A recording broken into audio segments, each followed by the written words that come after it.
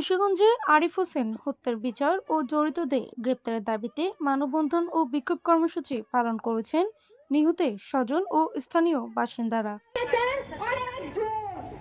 বৃহস্পতিবার সকাল 10:30টার দিকে মুন্সিগঞ্জ প্রেস ক্লাবের সামনে এ মানববন্ধন অনুষ্ঠিত হয়।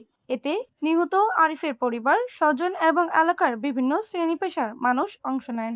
গত 14 জুন লেনদেন সংক্রান্ত বিরোধের জেরে শহরের মুন্সিরহাট জসিমনগর এলাকা থেকে আরিফ হোসেনকে বাড়ি থেকে ডেকে নিয়ে হত্যা করা হয়। ঘটনার সঙ্গে জড়িতদের দ্রুত গ্রেপ্তার করে দৃষ্টান্তমূলক শাস্তির দাবি জানান তারা।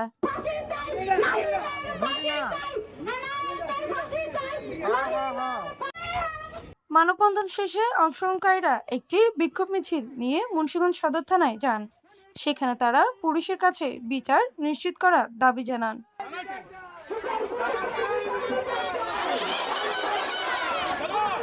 নিহত আরিফ হোসেন স্থানীয় একটি দোকানে কসাইয়ের কাজ করতেন। মুন্সিগঞ্জ প্রতিনিধি আনিসুর রহমান, রলিনের পাঠানো তথ্য ভিডিও চিত্রে PIB 71 টিভি।